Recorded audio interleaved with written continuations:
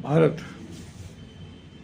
जिसे हिंदुस्तान कहते हैं कोई लोग, चोरों का देश कहते हैं, वो लोग देश तो ही है, गद्दार देश गद्दार है। हम इस पर चर्चा करने जा रहे हैं। भारत देश का इतिहास गद्दारी का इतिहास रहा है, गुलामी का इतिहास रहा है। सिंधु घाटी सभ्यता ईसा पूर्व 300 तो ईसा पूर्व 1900, ये कालखंड से लेकर बुद्ध कालखंड 88 बुद्ध 7वीं या 6वीं शती ईसा पूर्व, जो कालखंड रहा है, उस काल में बुद्ध प्रभाव कालखंड रहा है, ईस्वी 10वीं शती तक। तो ये अखंड भारत, विशाल भारत, समृद्ध भारत का इतिहास दिखाई देता है। और सिंधु घाटी सभ्यता में हमें चक्राकार स्तूप मिला है, और दूसरे स्तूप, बड़े स्तूप के सामने एक तरनदान मिला, सिंह मुद्रा मिली, कुबड़ाकार ऋषभ मिला, ज्ञानस्थ भिक्खु मिला। ये सभी संदर्भ हमें सिंधु घाटी में दिखाई देते हैं, जो बुद्ध काल के प्रतीक है।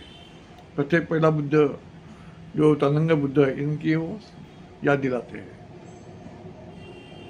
और जो ब्राह्मण वर्ग है वो विदेशी है, ये मैं नहीं कर रहा हूँ। जवाहरलाल नेहरू हो, बाल गंगाधर तिलक हो, गांधी हो, से मोहनदास गांधी से तमाम जो इतिहास ब्राह्मण इतिहासकार है, उन्होंने ब्राह्मण का इतिहास है गद्दार, उन्होंने विदेशी होने का इतिहास दिया है। कई वो ईरान से बताया, कई आशिया से बताया। उनका जो संदर्भ कई एक जगह का दिखाई नहीं देता, पर वो विदेशी लोग हैं। और सम्राट अशोक के जो शिलालेख है, वहाँ कहीं भी ब्राह्मण धर्म का उल्लेख दिखाई नहीं था, ब्राह्मण वर्ग का उल्लेख दिखाई नहीं था, चाणक्य का इतिहास भी नहीं दिखाई देता। अतः इन्होंने जो मणिगणि जो मनगढ़ंत कहानी वहाँ पेश की, इतिहास पेश किया है, दिखाई देता है। बमन, बुद्ध काल में जो बमन शब्द है, बमन ये जो शब्द है, ब्राह्मण नहीं, ब्राह्मण शब्द बुद्ध काल में दिखाई देता। बमन ये शब्द विद्वान, शमन या समन अर्थ में प्रयोग में आता था। पाली शब्द में, पाली भाषा है, इसमें श, श, रू, ई, औ, अंग, त्र, र, रू, ये शब्द पाली भाषा में नहीं है। और उस बुद्ध काल के, बुद्ध के महापरिवर्तन के बाद बुद्ध धर्म हीनयान महायान में परिवर्तित हुआ, विभाजित हुआ, और हीनयान संप्रदाय ने पाली भाषा को ही अपनी भाषा माना। परंतु महायान संप्रदाय ने पाली भाषा में संस्कार किया और हिब्रू संस्कृत भाषा का जन्म दिया।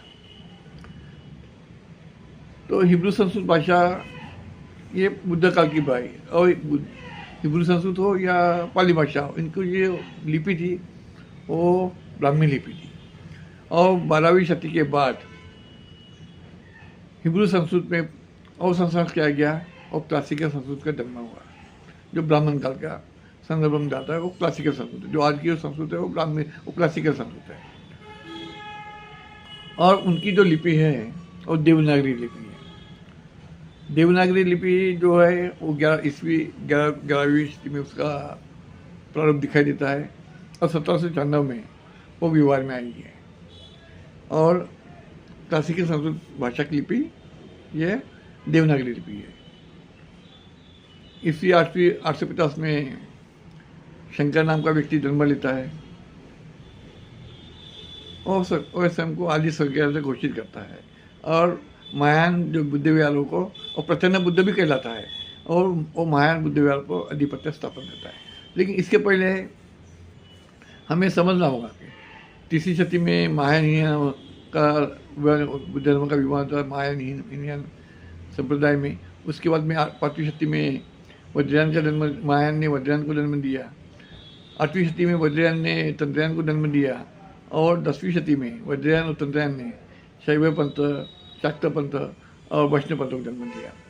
और तभी से ये जो शंकराचार्य का उदय तभी से दिखाई देता है। और 11वीं-12वीं शती में वैदिक धर्म या ब्राह्मण धर्म की स्थापना होती है। 4 पीठों का निर्माण भी उसी धर्म होता है। और रामायण महाभारत से लेकर वेद उपनिषद, जितने भी ग्रंथ है ब्राह्मण ग्रंथ, ये 12वीं शती में लिखी है, वो कागज़ पर लिखी हुई है। वो शिलालेख पर दिखाई नहीं देते, और ताम्रपट पर दिखाई नहीं देते, और ताड़पत्र पर दिखाई देते नहीं। वो है कागज़ पर लिखे है। कागज़ का शोध इसी 10वीं शती में चाइना में लगा था। अतः चाइना में 10वीं शती में वो शोध लगा, तो इसके पहले इनके जो प्राचीनता का संदर्भ हमें सिद्ध नहीं होता।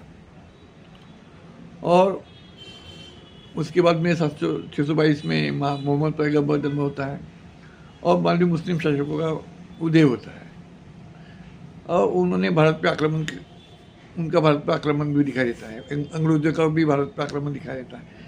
ये सभी संदर्भ में हमें हिंदू धर्म का उदय वहाँ दिखाई देता है। उसके पहले हमें 12वीं शती में या 12वीं शती में हमारे वैदिक धर्म या ब्राह्मण धर्म का उदय वो 11वीं या 12वीं शती में हुआ है। और 7वीं 8वीं शती या 9वीं शती में मुस्लिम शासक अंग्रेज शासकों का भारत पर अधिपत्य शुरू हो जाता है। और उसके बाद उन्होंने यहाँ भारतीय लोगों को हिंदू कहना चालू किया। जो भारतीय लोग हिंदू यानी गाली थी, वो ना मराठी भाषी शब्द है, ना हिंदू भाषी शब्द है, ना भारतीय भाषी शब्द है, वो फारसी शब्द है, पर्शियन शब्द है। उसका मतलब होता चोर, डाकू, काले मुँह वाले, नीच लोग, ये शब्द का अर्थ, उसका अर्थ होता है। तो भारतीयों को वो लोग नीच बोलते थे, चोर बोलते थे, काले मुँह वाले बोलते थे। अतः ब्राह्मण स्वयं को वैदिक धर्मी मानते थे, वैदिक मानते थे, ब्राह्मण मानते थे। वो हिंदू कैसे बने, ये इतिहास अलग है, उसमें फिर कभी चर्चा करेंगे। वो जो अस्पृश्य वर्ग था, जो यहाँ के मूल लोग थे, वो हिंदू नहीं थे। इसलिए अंग्रेज काल में 1911 के बाद में जो हमें ये अनुसूचित जाति, अनुसूचित जमाती, ये 2 शेड्यूल बनाए गए अंग्रेज काल में। और हिंदू धर्म की स्थापना, हिंदू महासभा स्थापना 1915 में होती है, मदन मोहन मालवीय ने की है 1915 में। और 1925 में राष्ट्रीय स्वयं संघ, या उसको रॉयल सीक्रेट सर्विस कहा जाता है, इसकी स्थापना होती है। अर्थात हिंदू धर्म का उदय ये 19वीं शती की देन दिखाई देती है, जो हमें समझना होगा।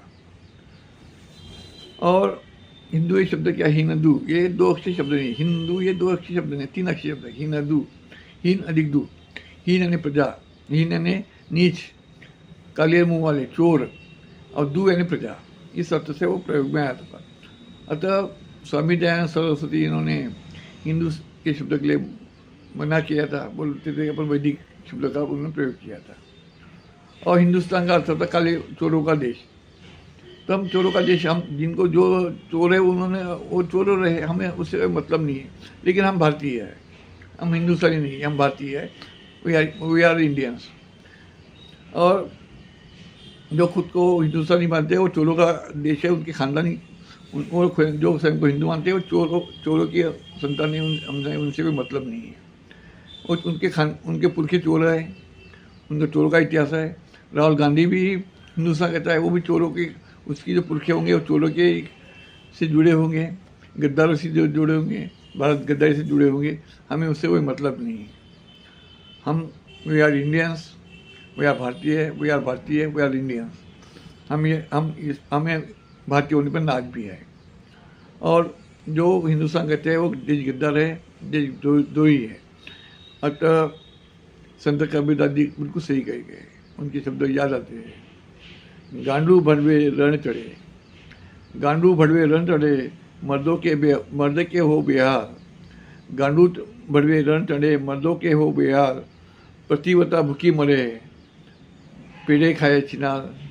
ये तो तुलसीदास कह रहे हैं। भारत का भी संदर्भ उस संदर्भ में बिल्कुल सही देता है। जय भीम, जय संविधान।